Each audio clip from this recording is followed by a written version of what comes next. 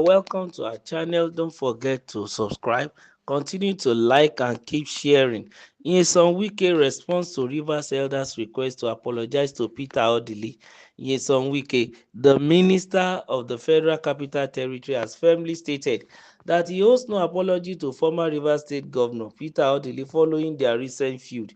According to Vanguard, Wike made this remark during a luncheon at his residence in Port Harcourt on January 4, 2025.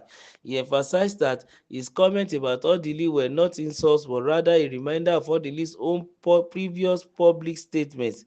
He further criticized Odili for allegedly positioning family members in influential roles and for portraying Rivers State as his personal estate. Responding to calls for an apology, Wike asserted, "I didn't say anything wrong. I merely repeated what Odili had already said publicly." He rejected claims that his comments were offensive, emphasizing that Odili had never denied making the statements he referenced. Wike also mocked Odili's role in the political dynamics of Rivers State, mentioning his action as an elder statesman.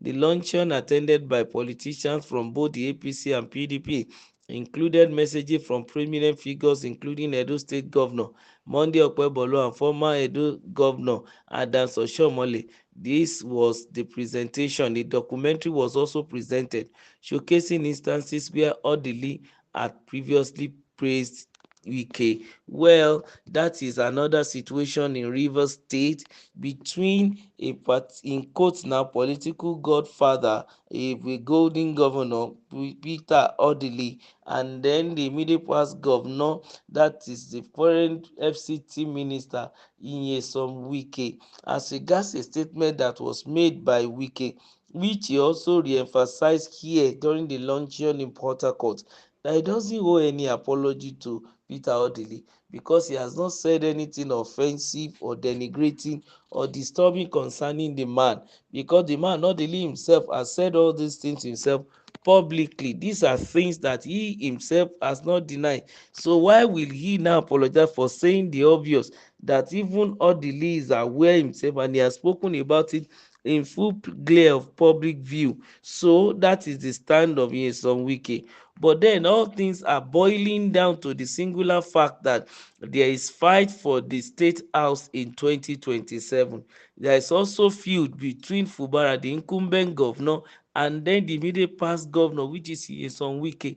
Everything is pointing towards the fight for power, fight for position. Wike, he is trying to assert himself as a political father or godfather or a political juggernaut in Rivers State. He is kind of trying to consolidate his stronghold. Unfortunately, his incumbent who took power from him also have ambition, who also wants to stabilize himself, want to also become a juggernaut, and also want to assert himself as a leader of repute and they want to reckon with in Rivers State. And this is the beginning of the feud. Of course, what has Obdili got to do with the whole situation? Is the father to both of them. Probably he might have spoken to them to sheathe their sword, and Wike seems to be the one that is hearing. And maybe that's the reason why Odili decided to pitch tent with Okpebholo. But there is something I know about statesmen. He's an elderly man. He must try to make sure he does not take side. So I don't know what will have warranted while Peter Odili will be abused, and then such words will be spoken by the camp of Wike against the man. Even if there is any feud in between them, I expected as previous leaders of Rivers State, they are both elder statesmen. I think they need to sit down and talk things over instead of washing their dirty linens even in the public. Of course, as Africans, Wike has no right to be rude to the man orderly. He has no right at all, because whether he likes it or not, Odili has been a leader to him. He has been here before him. He was once a governor, and the owes, Odili owes the state his own advice from time to time.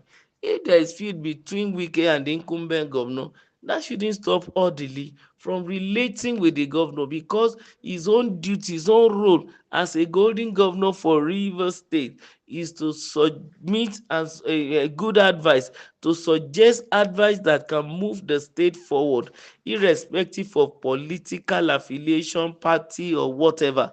That is what I expected a Wike to have a proper and better understanding of. Even though, yes, Odili happened to be PDP member during his time, at this level, I don't expect Odili himself also to have a particular camp again. He's an elder statesman, he's an elder already. He's supposed to be neutral. I don't expect him to be partisan at this point in time, though by constitution he has his right. He can be partisan. He can choose who to belong to, who not to belong to. But when it comes to the matter of Rivers State in general, of course, every form person there is first a Riverian before they became a PDP member or an APC member, before they are given to power or given to change, whichever party. So I believe that Peter Odili, the golden governor, has a lot to do to bring the state together, to make sure the cohesion continue, and to make sure there is peace within the populace of the state. There are bound to be political clashes, no doubt about that. That is part of the beauty of democracy. There are bound to be carpeting and cross-carpeting, shifting and aligning because of differences in interest and cohesion of interest. But there and then, when it comes to the general decision on the people of Rivers State, it is expected of an Odili who happen to be an elder to remain neutral. Of course, Wike too has a legacy. He has been in politics for a while, like he's been using red biro according to his spokesman for about 14 years. I think he needs to have a rethink himself and look at a broader perspective of Rivers State, that his ambition is too small to derail that state. His plan to have a charge of the structure and be like a godfather in that state is too infinitesimal to the collective goal of every Riverian at this point in time. The economy requires a lot of attention, and this will help Fubara. So I want to encourage Wike to, if need be, to come to a compromise. If he's supposed to apologize, that doesn't diminish him. Yes, let him apologize. If Odili saw what he has said offensive, he needs to do the needful and then make sure that his state move forward. But then, as regards also himself and Fubara too, I think he need to sheath the sword and listen to what the elders say at this point in time, because he who lives to fight will come back and fight another day. He who fights and run will live to fight another day. That's the popular saying. So I expected Wike, after trying his best, and it seems as if Fubara is not bending. Of course, there are other way out too. It's not until a win-win situation is achieved. It is possible to have a lose-lose situation, as far as it's going to bring peace to the environment. Of course, everyone will come to compromise, and that will help their state to move forward. Don't forget to like, to share, and to continue to subscribe. Thank you.